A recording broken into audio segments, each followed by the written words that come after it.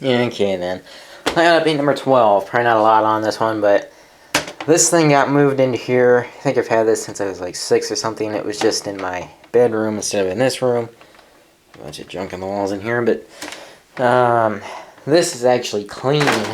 Oops. Knock the thing off. This is actually clean in here. The underside of the layout's not, but this is. Those two little pieces of track came in today. You see, right back in there. It's one of them, and then there's another one over on this side. And you'll see here there's a trestle right in here that is turned sideways. Okay. And the reason that is because the track was actually sagging down. There's another one on this side too. But the track on top was sagging so badly that I actually tried to run this train underneath here, and this piece of the handrail right here got caught on this little bolt sticking down under there. I'll try to show that. Make sure the camera will pick it up. Let me see. Yeah, right there. It's sticking down there. Another thing that I had to do, unfortunately, I had these green sticks on here, and a couple of layout updates ago I think I pulled these back out because I stuck the railroad crossings in here, and they thought that I didn't need them anymore. And what they were for is, for some reason, this engine here in particular, as it goes over a dip in the track, it would spin out basically. It would, the Odyssey sensors detected that the motors were spinning way too fast, and it just pretty much stops the engine because of that. And you have to push it along to keep it going. For some reason it's only this one that does that, but these rear wheels right here spin.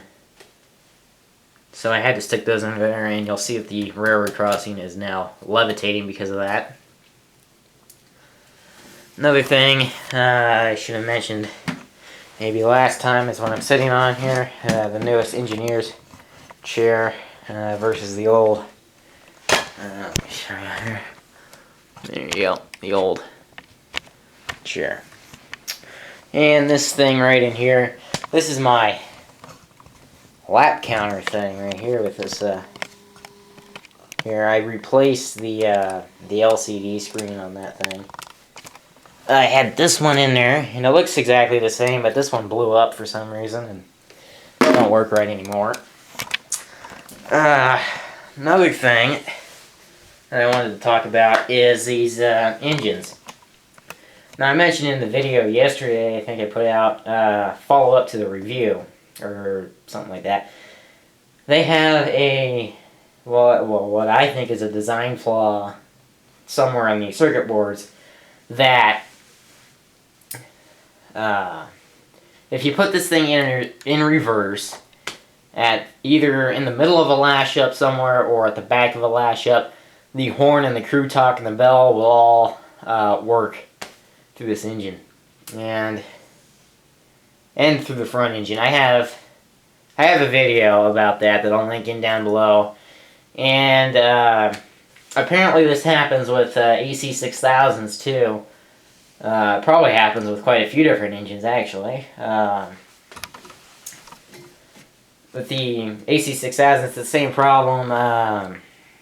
Train Lover 9943, I think it is, has the same problem with an AC6000, and I'll link that video down in below too. But this is, yeah, it's weird. Something's not right. It is not in the remote or the base of the legacy system.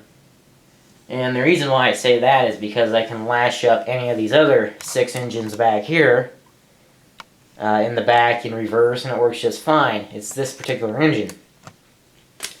Now, one thing that I noticed is that this engine is newer, and it has auto sequence control on it.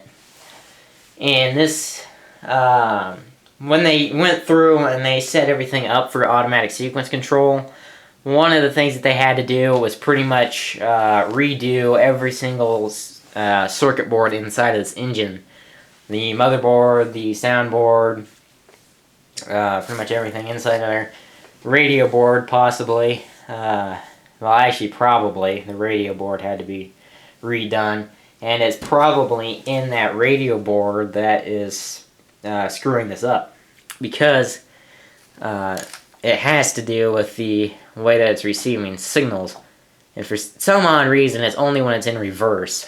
If this is in forward in the last chip, it'd be fine.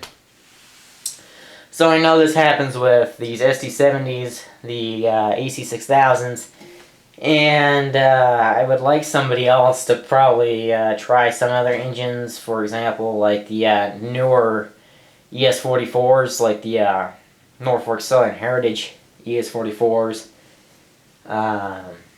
And let's see, what else was there? I think the newer genset switchers have that on them too. Of course, you don't usually lash those up.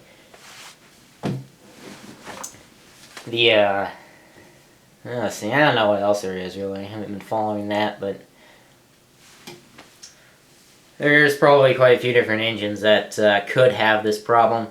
I would just encourage somebody, watch those 2 videos so that you know what I'm talking about here, and try it with any engine that has automatic sequence control on it, and let me know if it does it or not. Because this engine does, the AC6000s do. I don't know what else would do it. Like I said, I think anything with automatic sequence control. Maybe somebody out there, like I think this engine's from, what, 2012, I think? So if you have a newer, like 2014 or 2013 engine, and see if that engine has been fixed or not or whatever. See if that works with that engine, because this is a pretty big problem, at least to me, because this engine here has a different horn than my other 6, so that, you know, it's just a terrible sounding noise basically when you have both of those horns going off at once.